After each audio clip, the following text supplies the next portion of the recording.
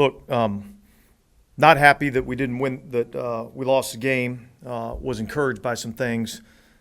We got punched in the mouth early on in this game, and I thought our guys fought back and battled back. Obviously, we understand there's no participation trophies in our league, so we're going to take the loss. We're going to own it. But there was a lot of things that I was encouraged by in the game. So, but obviously we've got to still play better. So go ahead. Last year, you said you felt like you needed to sit Jameis because the injuries were piling up. Is there a consideration for doing that with Derek now that he's left 3 times? I think both of those are totally different situations. Well, they both had. They're both totally different situations. In what regard? How so? They're totally different situations. All right, we're not getting into what we did last year, what we're doing this year. All right.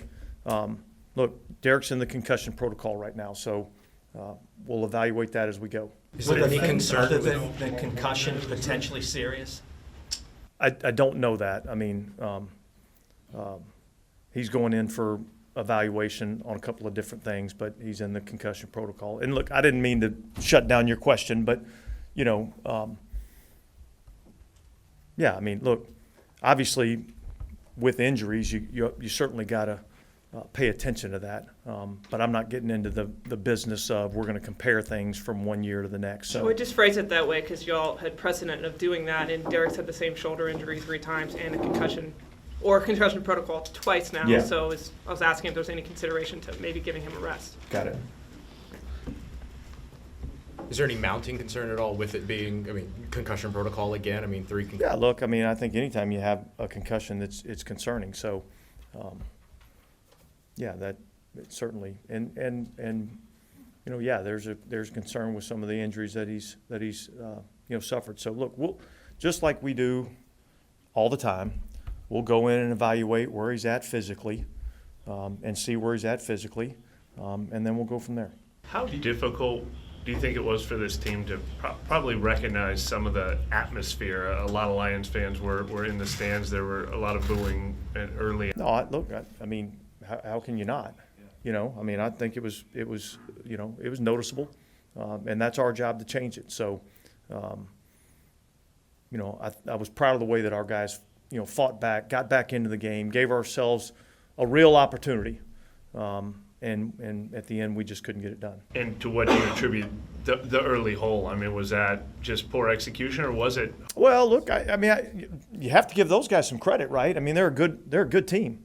They're second in the league in offense, and they took the ball right down the field on the first drive. We missed a tackle on the one run play, which created an explosive play, and they scored a touchdown. And then backs against the wall, we turned the ball over.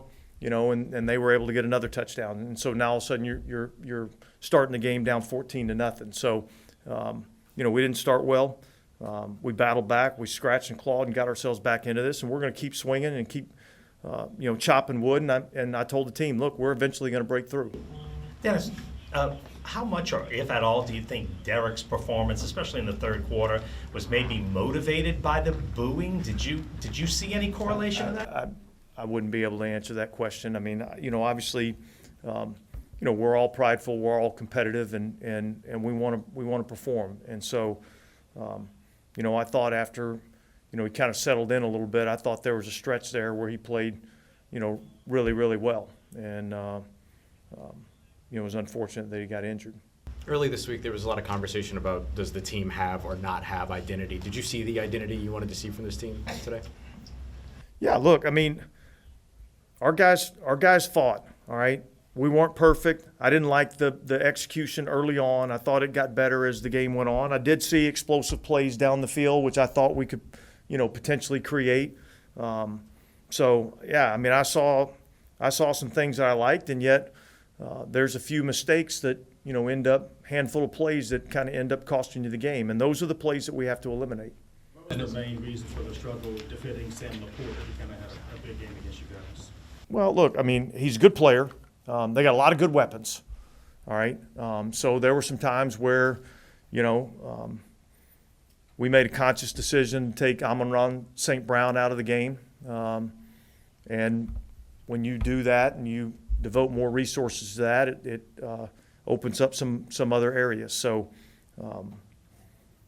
yeah, He's a good player. They're a good offense. They've moved the ball on a lot of teams. So,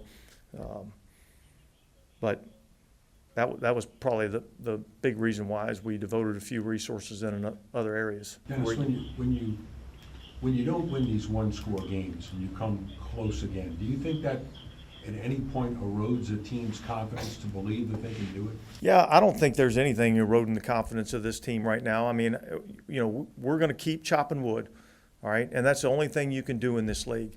We're going to leave the naysaying to everybody else outside the building. We're just going to focus on what we have to do to try to improve in those areas so that hopefully we can eventually break through and win some of these one-score games that you're talking about, because we're obviously close. And we just got to keep chopping wood. On the fourth quarter fumble, did Hurst make contact with the Yeah, it looked like, from the shot I saw, it looked like as Derek was coming out under center to toss the ball, and James Hurst is, pulling and reaching, it looked like he, hit the ball. You use that expression, leave the naysaying to those outside the building. Is that something that the teams in general have to make sure does not get into a locker room? And did this Yeah. game help you believe that maybe it? Yeah, look, I mean, look, nothing positive comes out of being doom and gloom. Like, obviously you got to make the corrections that need to be made, all right? And then you've got to try to accentuate the positives, and you got to try to minimize the negatives. That's what you have to be able to do. And look, we keep swinging, and eventually one of these turns our way, and we make the play at the end of the game that gives us an opportunity to win the game. All right, and then you develop some confidence from there. So that's where we're at as a football team. I know it doesn't come down to one speech or one thing someone says, but was there anything you heard or saw or liked while you were down 21-0 today that spirit remained? Well, look, I mean, I think our guys just got over on the sideline and realized that we got to keep fighting. You really got two choices when it's in that situation. Okay, you can take the easy way out and you can give up, wave the white flag. All right. With a loser's mentality, or you can keep fighting. And our guys chose to keep fighting. And look, we battled back. We gave ourselves a chance to win against a really good football team. We didn't get it done. It may be that, but what was the message at halftime? That exact message.